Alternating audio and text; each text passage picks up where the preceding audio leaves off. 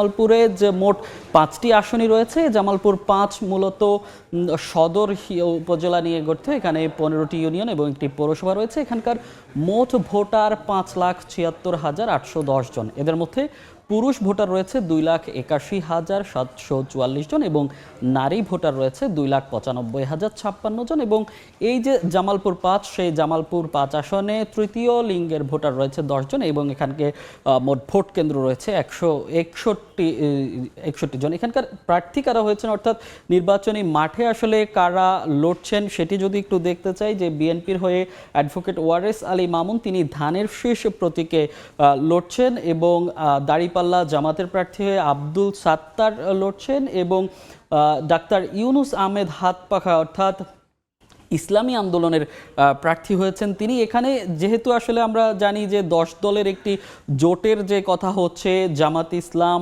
এবং ইসলামী আন্দোলন এনসিপি সহ যে 10 দলীয় জোট, সেই 10 দলীয় জোট যদি প্রার্থী এককভাবে অর্থাৎ যখন জোটের প্রার্থী ঘোষণা করা হবে তখন কিন্তু লড়াইটা হবে মূলত বিএনপি এবং যে জোট, সেই জোটের মধ্যে। এবং সেখানকার ভোটাররাও আসলে যেটি বলছেন যে দীর্ঘ সময় তারা একটি পরিক্রমায় পার করেছেন এবং সামনে যে পরিবর্তিত পরিস্থিতি, সেই পরিবর্তিত পরিস্থিতিতে তারা ভোটের মাঠের যেই চিত্র সেটি আসলে পর্যবেক্ষণ করছেন। এবং যেই প্রার্থীরা আছেন, আমরা বিএনপির প্রার্থীর কথা বলছি, জামাতের প্রার্থী এবং সাথে যে ইসলামী আন্দোলনের প্রার্থীও আছেন, তারাও কিন্তু মাঠ চষে বেড়াচ্ছেন। তাদের যে প্রতিশ্রুতি, সেই প্রতিশ্রুতির দিকেই কিন্তু সাধারণ যে ভোটাররা তারা কিন্তু নজর রাখছেন, যে এই পরিবর্তিত পরিস্থিতিতে কিংবা যেই স্বপ্নের বাংলাদেশের স্বপ্ন আসলে দেখা হচ্ছে, সেই স্বপ্নের বাংলাদেশের জন্য কতটুকু তারা কি করবে, কি প্রতিশ্রুতি দিচ্ছে, তাদের ইশতেহারে কি থাকবে। এবং যেহেতু আসলে একটি গণ অভ্যুত্থানের পরে এই প্রথম নির্বাচন, সেই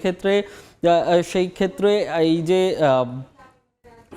জুলাই অভ্যুত্থান পরবর্তী বাংলাদেশে জুলাই সনদ বাস্তবায়নের ক্ষেত্রেও কতটুকু যে বাস্তবায়ন তারা করতে পারবে সেটিও আসলে দেখেছে। সেই সঙ্গে গণভোটের বিষয়ে আছে, সেই গণভোটের বিষয়েও কিন্তু তারা নজর রাখছেন এবং প্রার্থীরা কারা আসলে গণভোটের পক্ষে এবং বিপক্ষে, হ্যাঁ এবং না, সেদিকেও কিন্তু সাধারণ যে ভোটাররা তারা কিন্তু নজর রাখছেন। এবং সব মিলিয়ে যেহেতু আমরা বলছি জামালপুর 5 আসন নিয়ে, জামালপুর 5 আসন যেহেতু সদর, এই সদরের যেই উন্নয়ন, সেই উন্নয়ন কর্মকাণ্ড আমরা ভোটারদের বিভিন্ন সময় দেখেছি। জামালপুরে যে উন্নয়নের যে ছোঁয়া, সেই উন্নয়নের ছোঁয়া কিন্তু সঠিকভাবে আসলে লাগেনি, যে ছোঁয়া সেটি আসলে লাগেনি এবং সেটির কথাও আসলে যে ভোটাররা তারা বলছেন জামালপুর 5 আসন নিয়ে।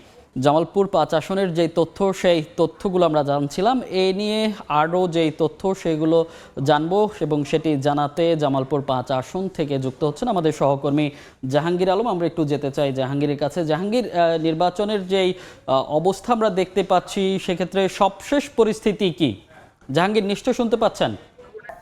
যে 5টি নির্বাচনী আসনে মূলত আসলে 45 জন প্রার্থী কিন্তু মনোনয়নপত্র জমা দিয়েছিলেন। তার মধ্যে যাচাই বাছাই শেষে কিন্তু 19 জনের মনোনয়নপত্র বাতিল হয়ে এখন কিন্তু 26 জন নির্বাচনে অংশগ্রহণ করছেন। আমি এই মুহূর্তে আছি জামালপুরের সদর 5 আসনে। জামালপুর সদর 5 আসনে কিন্তু 12 জন প্রার্থী নির্বাচনে অংশগ্রহণ করেছিলেন।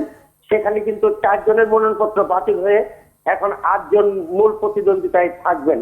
এখন জামালপুরে আসলে মূলত একটি পৌরসভা, 15টি ইউনিয়ন নিয়ে জামালপুর সদর 5 আসন। এই আসনের ভোটারদের যে নির্বাচনী যে আমেজ, সেই আমেজ কিন্তু জামালপুরে নির্বাচনী আমেজ শুরু হয়েছে। ভোটারদের মাঝে কিন্তু নির্বাচনের উৎসাহ উদ্দীপনা দেখা যাচ্ছে। যে পাশাপাশি প্রার্থীরা যারা আছেন, যেমন জামালপুর 5 আসনে যিনি বিএনপির প্রার্থী, তিনি জামালপুর জেলা বিএনপির সাধারণ সম্পাদক অ্যাডভোকেট ওয়ারেস আলী মামুন এবং জামাতে ইসলামী জেলা আমির মাওলানা আব্দুল সাত্তার কিন্তু এখানে প্রতিদ্বন্দ্বিতা করছেন। এছাড়া জাতীয় পার্টি জেপি এবং এবি পার্টি, তারপর আপনার ইসলামী আন্দোলন, এরা কিন্তু নির্বাচনে অংশগ্রহণ করছেন। তো সব মিলিয়ে কিন্তু ভোটাররা যে এবার নির্বাচনে প্রার্থীদের কাছে প্রত্যাশা করছেন, সেটি হচ্ছে যে তারা জামালপুর শহরে 5 আসনে যে মাদক নির্মূল, শিক্ষায় পিছিয়ে রয়েছে, স্বাস্থ্য এবং কর্মসংস্থানের যে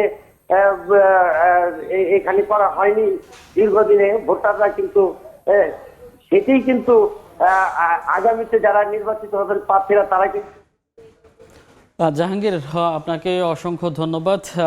সহকর্মী জাহাঙ্গীর আলম জানাচ্ছিলেন জামালপুর 5 আসনের নির্বাচনী হালচাল।